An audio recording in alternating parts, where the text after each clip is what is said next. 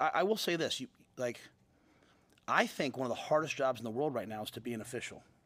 I grew up in an era when I played college football. I stood next to Coach Paterno.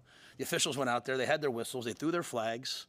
There weren't 52 camera angles because every game's on, national TV.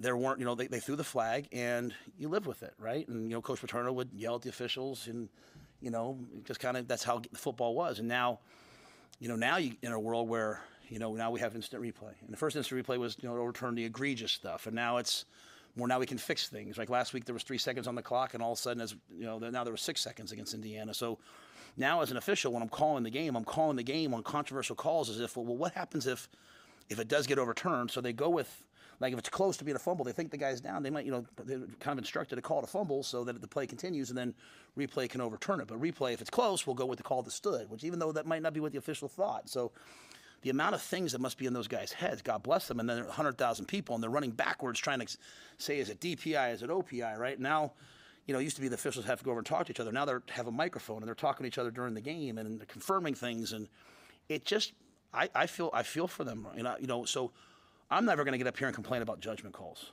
That's not my thing. I've been upset, or I've talked about really replay. Like last year we had 3 replays that the next day they said, hey, replay was wrong. That's hard for me, right? And it used to be replay was in your own building. You'd see the replay official before the game. He was going to go up and make the call. Now replay goes off to a central site somewhere, and it's probably the best system in the world. I just, I advocate for the players. I advocate for the coaches. I'm also going to advocate for the 8 guys out there calling the game. I'm going to sit there and give them my opinion at times. I never cross the line. I do want to say this because my daughters and, I want every person in Norfolk and Tacoma and everywhere in the state. Both times I've gotten a flag this year, the next day they said never should have been a flag.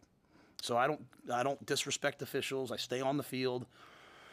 I coach the way I've coached the last 12 years, aggressive, but defended, and no one on my sideline talks to the officials. Officials will always tell you we're disciplined.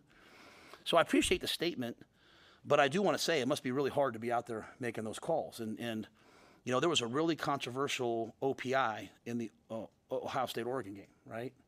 And they called offensive pass interference. And so what ends up happening is over the next couple of weeks, the officials, there's all these points of emphasis and all this stuff, and they're talking about OPI, and they're talking about OPI, and then all of a sudden we show up, and we get 2 OPIs, on the last drive of the half and on the last drive of the game. Now, you guys have watched this. I don't know how many OPIs we've had this year, offensive pass interference.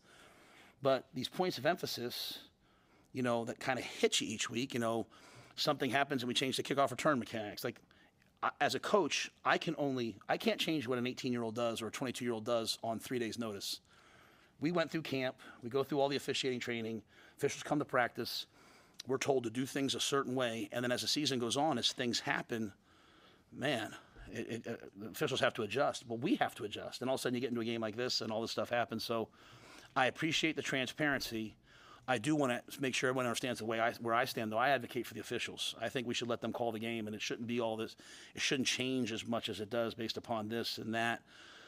We should just let them call the games and live with the result, right? Like we live with the players' result. So I appreciate that. Some tough things went against us. We've had replay go against us. We've had my penalties go against us. I don't want any more apologies on Sunday. Like, it can't happen against UCLA. It can't happen against Iowa. These things can't happen moving forward. And so I'm very forward thinking. I appreciate, Bill. I appreciate Tony. I appreciate Troy. I appreciate everybody. But it can't keep happening to us. It needs to be fair. And that's not about the guys making judgment calls. They got a tough job. I just want to tell us what the rules are, and we'll kind of go from there. And so that's my take. I hope it's okay that I say that. But we're not going to sit here and whine about whether it was a hold or not. During the game, I'm going to yell when they false started. I yelled, "Hey, that's a false start!" Like that's a not hold, no hold. That's a false start. But then the play's over. We play the next play, and we got to play better. Before we can worry about the officials, we need to worry about ourselves. Had a lot of success with those kids from Miami. We haven't talked as much about